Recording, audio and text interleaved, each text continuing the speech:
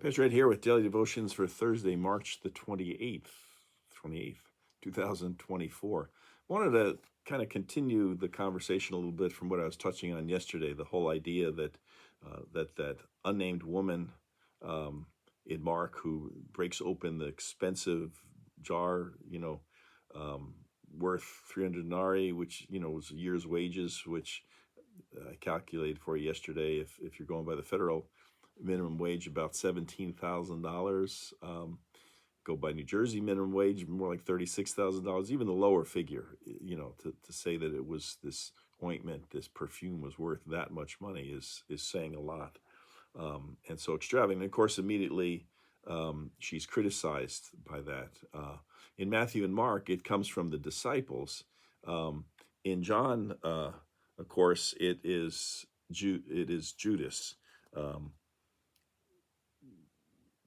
In John 12, we read, Judas Iscariot, one of the disciples, the one who was about to betray him, said, "Why was the perfume not sold for, again, 300 denarii and the money given to the poor?" He said this not because he cared about the poor, but because he was a thief. He kept the common person used to steal what was put into it. I think John had his own agenda there for really making sure we understand what a scoundrel the betrayer Judas was. But still, I think it's legitimate to say that there was concerns about that, about such an extravagant use. And I go back to something I read yesterday from Elizabeth Johnson, where she writes, "It's important to note that in his response to the woman's critics, Jesus' remark about the poor uses the present rather than the future tense. You always have the poor with you, and you can do good for them whenever you wish. Too often," she says, "this verse has been interpreted as though the verb is future tense. You will always have the poor with you, as though to throw up our hands and say that poverty cannot be solved, so we are excused for our inaction on behalf of the poor. Jesus offers no such excuse. Again, he says in the present tense, you can do good for them whenever you wish." It's sort of ironic. I came across an article, always looking at things and kind of go down rabbit holes on the internet and so forth, but came across an article that was talking about how generosity, charitable giving, and volunteerism are both kind of going down. Fewer people are giving in terms of charitable giving. The numbers are holding still because of large donations and gifts from corporations and large organizations and so forth. But on the whole, volunteerism and charitable giving are going down. I came across this: nearly 2/3 of U.S. nonprofits, well, at the same time that they're going down, and we know this from Erica Woods, and when she talks to us about Open Door, they're seeing so many more people now post-pandemic than they did before. I came across this: nearly 2/3 of U.S. nonprofits reported increased demand for their services in 2022. According to academic research published last year, more than half responded by expanding their services and operations, yet volunteer staffing has proved problematic. The pandemic pushed many Americans to cut back on in-person service, capping a trend in place for many years. The percentage of the U.S. population that volunteers on an average day has declined by 28%, in the past decade, according to data from the Bureau of Labor Statistics. Strong labor market, rising percentage of older workers, and shifting social trends suggest the volunteer dearth will persist. Volunteers are a core part of what helps the nonprofit engine run, says Rick Cohen, Chief Operating Officer of the National Council of Nonprofits.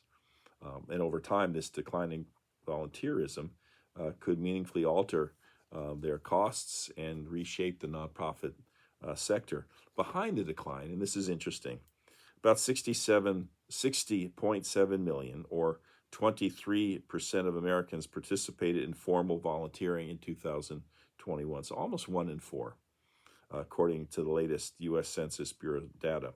But that, however, is down from the 30% who reported volunteering before the onset of the pandemic in 2019. So that was the largest percent decline in the volunteer rate ever in a 2-year period since they began collecting that data. Total giving declined by 10.5% after adjusting for inflation. Nearly 30% of nonprofits surveyed that they were operating with less income. Part of the reason has to do with fewer Americans describe themselves as religious, and it's typically through membership in a congregation or synagogue or parish that people are called to volunteerism and also charitable giving. The strongest influence on giving time or money is belonging to a religious congregation, according to recent research. And so what we're talking about here is a downward trend. And I guess where it relates to this passage is that Jesus isn't saying, throw up your hands, you'll always have the poor, so, what can you do? No, you always have the poor. So he praises the woman for anointing him. And we'll say a little bit about that again tomorrow. But for now, he's not letting people off the hook. No, you've got the poor.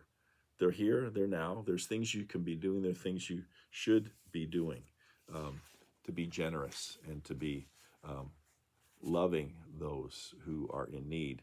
Ian Paul, who is an English New Testament professor, in a piece that he wrote on this passage, concludes by saying, what costly act of devotion is Jesus calling you to today?